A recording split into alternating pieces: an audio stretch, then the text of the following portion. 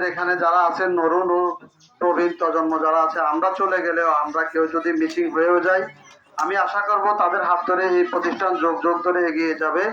এই প্রতিষ্ঠানের সফলতা অর্জন আমাদের এলাকার মানুষ দেখতে পারবে। আর আমাদের যারা আছেন এখন বর্তমান কমিটিতে, আর সাবেক কমিটি, স্থায়ী কমিটি এবং বর্তমান কমিটি, দুইটা কমিটি আছে।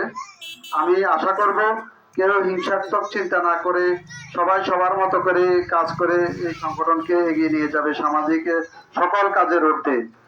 যেহেতু এটা হচ্ছে আমাদের একটা সমাজের দায়বদ্ধতা দূরীকরণের একটা প্রতিষ্ঠান, আমরা চাইব এই প্রতিষ্ঠানের সকল মানুষের বিপদের পাশে যেহেতু এই প্রতিষ্ঠান দাঁড়াতে পারে, সকল প্রতিষ্ঠানের ঊর্ধ্বে যেহেতু এই প্রতিষ্ঠানের সমালোচনা থাকে বা আলোচনা থাকে, ভালো দিকগুলো যেহেতু মানুষের মুখে মুখে থাকে, আমরা এই আশা ব্যক্ত করব।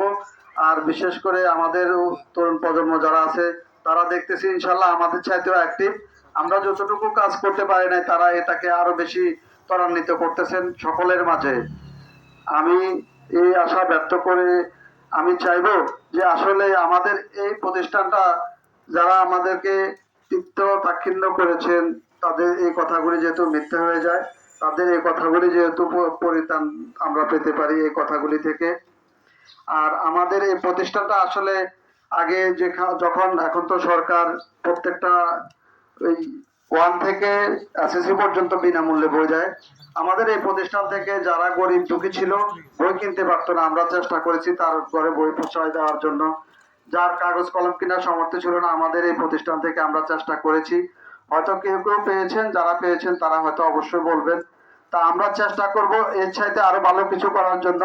এলাকায় যেহেতু আরো ভালো কিছু হয়, প্রত্যেকের বিবেকে যেহেতু এই প্রতিষ্ঠানের প্রত্যেকটা সদস্য এগিয়ে আসতে পারে, প্রত্যেকটা মানুষের দুঃখে সুখে যেহেতু এই প্রতিষ্ঠানটা সবাইকে সহযোগিতা করতে পারে, আমরা এই চিন্তাধারা থেকে এই প্রতিষ্ঠান থেকে আগিয়ে নিয়ে যেতে যাচ্ছি।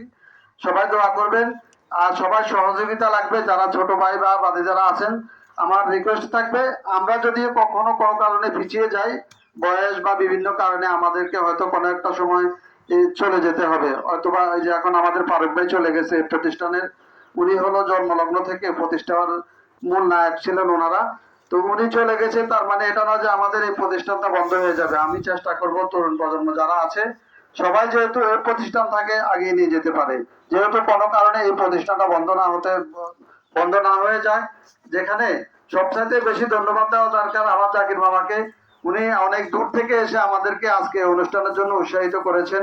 যেহেতু উনি থাকে ঢাকায়, ওনার আমাদের চাইতে 1000 গুণ বেশি ব্যস্ততা, এই ব্যস্ততার মাঝেও উনি আমাদেরকে এসে উৎসাহ জুগিয়েছেন যে আজকে এখানে এই প্রতিষ্ঠানটার একটা উপকার করে দিয়ে যাবেন।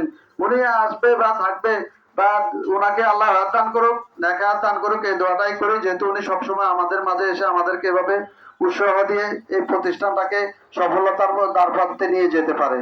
আমি এই বলে আমার বক্তব্য শেষ করছি। আসসালামু আলাইকুম ওয়া রাহমাতুল্লাহি ওয়া বারাকাতুহু। ধন্যবাদ সবাইকে যারা এত কষ্ট করে এখানে উপস্থিত হয়েছেন, তাদেরকেও অসংখ্য অসংখ্য ধন্যবাদ। আসসালামু আলাইকুম ওয়া রাহমাতুল্লাহ।